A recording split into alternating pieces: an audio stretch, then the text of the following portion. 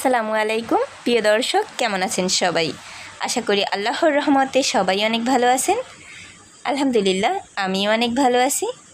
মেজবানি রান্নাঘর থেকে আমি ইতি নতুন একটি ভিডিও নিয়ে হাজির হয়েছি আপনাদের মাঝে। কিন্তু আজকে কোনো রান্নার ভিডিও না।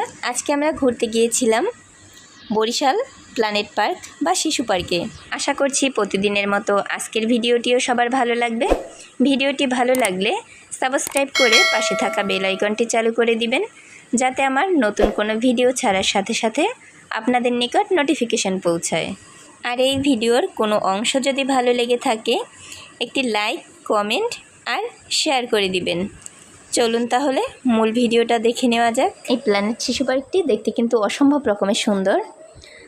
আর বরিশাল নথুলাবাদ স্ট্যান্ড থেকে 20 টাকা করে ভাড়া নিয়েছিল আমাদের থেকে।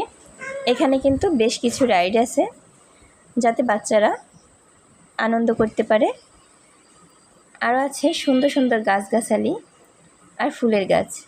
আমার ছোট বাচ্চাটা কিন্তু ফুল ছেঁড়ার জন্য অনেক চেষ্টা করেছে, কিন্তু প্রত্যেকটা গাছের সাইডে লেখা ছিল যে একটা ফুল ছিঁড়লে 200 টাকা জরিমানা।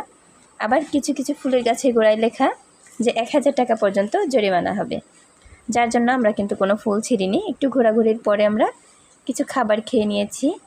ওইখানে খাবার খেতে গেলে অবশ্যই দামাদামি করে খাবার খেতে হবে, কেননা আমরা যেই রেস্টুরেন্টটায় গিয়েছিলাম ওইটাতে কোনো মেনু কার্ড দেওয়া হয়নি, আর তাদের ইচ্ছা মতো তারা দাম রেখেছে।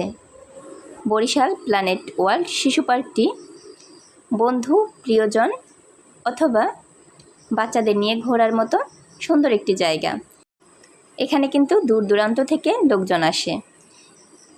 কিছু কাপড়রা এসেছিল ভিডিও করার জন্য আর সুন্দর সুন্দর ছবি তোলার জন্য। আমরা তাদের একটু ভিডিও নিয়ে নিয়েছি।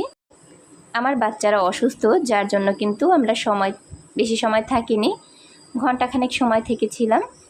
আর ভিডিও নিতে পারিনি, কেননা আমাদের সাথে বড় কোনো লোক ছিল না যে ভিডিও করে দিবে। আমার বড় বাচ্চাটা যেইটুকু পেরেছে ওইটুকু ভিডিও করেছে।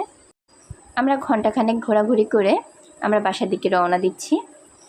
আমার বাচ্চারা সুস্থ হলে তাদের নিয়ে একদিন বিকাল টাইমে ঘুরতে যাব, কেননা কোনো রাইডে ওরাও চড়তে পারেনি, কেননা বিকালে 4টার পরে রাইডগুলো চালু হয়। আর আমরা গিয়েছিলাম 1টার দিকে। এই তো আমরা গাড়িতে উঠে রওনা দিয়ে দিয়েছি।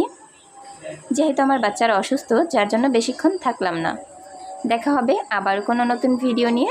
ততক্ষণ সবাই ভালো থাকবেন, সুস্থ থাকবেন, আর আমারও আমার বাচ্চাদের জন্য দোয়া করবেন।